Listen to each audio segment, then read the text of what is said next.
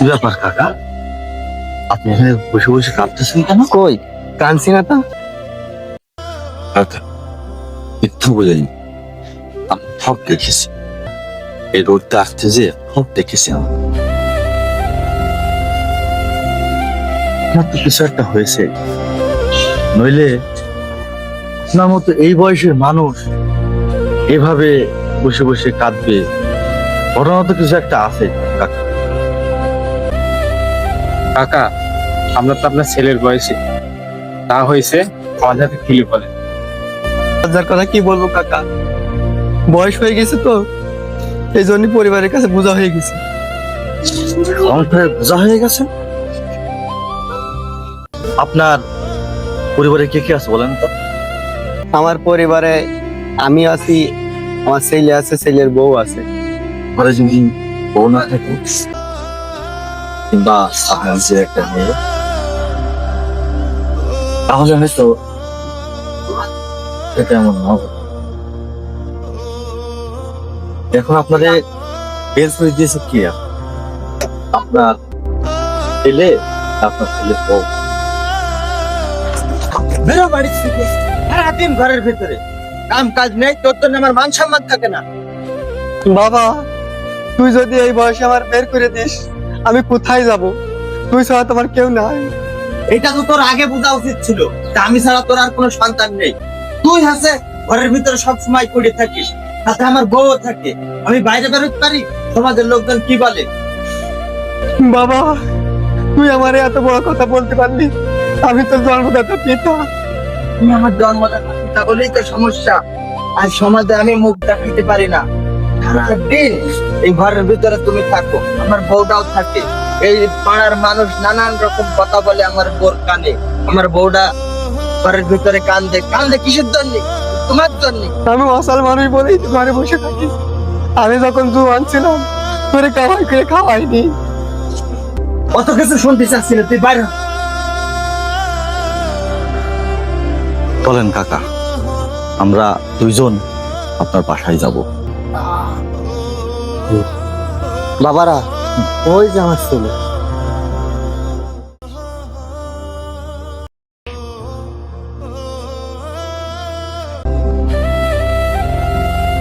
এই যে ভাই শোনেন, সাথে কি মস্তান ভাড়া করে এনেছো আমার মারার জন্য?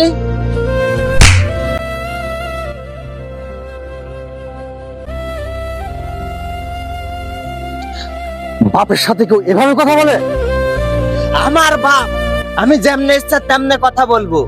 তুই বলার কিটা? তুই আমার মারার কিটা? আমরা কেউ হয়ে না বলে, প্রতিবাদ করে না বলে, বাপ মার সাথে যা ইচ্ছা তাই করবি? আমার সিরিয়াস, তোর জেলে মেরে দেবো একদম। থাক, রাগিস না। দেখেন ভাই, আজকে এই লোকটা আপনার বাপ, কালকে কিন্তু আপনিও কারো না কারো বাবা। এই দুনিয়াতে এই বাবাই হচ্ছে সব থেকে বড় জোর।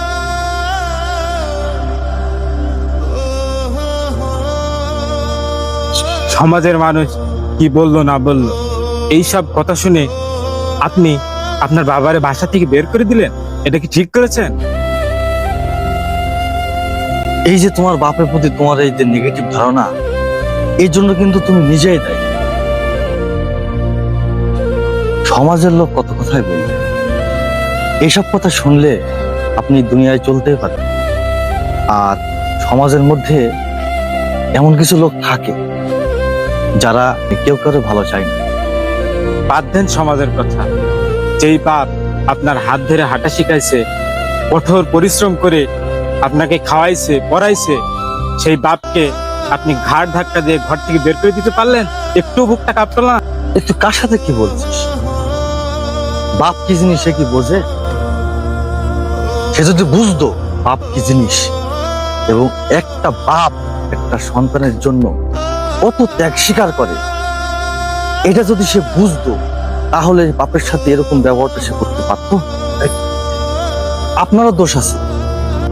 আপনার বউটা মরে যাওয়ার পরে এই ছেলের কথা চিন্তা করে আপনি বিয়ে করেননি। যদি আপনি এর কথা চিন্তা না করে আরেকটা বিয়ে করতেন, তাহলে হয়তো আজকের এই দিনটা আপনার দেখা লাগবে না। পুরুষ মানুষ এই দুনিয়াতে বড় অবহেলা। বৃদ্ধকালে যদি স্ত্রী না থাকে, তাহলে সেই পুরুষ মানুষের অবস্থাটা এরকমই হয়। আজকে যদি আপনার জায়গায় আপনার স্ত্রী থাকতো, তাহলে হয়তো বিষয়টা এমন নাই। আমি সমাজে অনেক দেখেছি, বৃদ্ধকালে একটা মারে বসায় বসায় খাওয়াইলেও একটা বাবারে বসায় খাওয়াইতে অনেকেই চায় না। আর যদি খাওয়ায়ও, তাহলে অনেক লাঞ্ছনা গঞ্জনা সহ্য করতে হয়।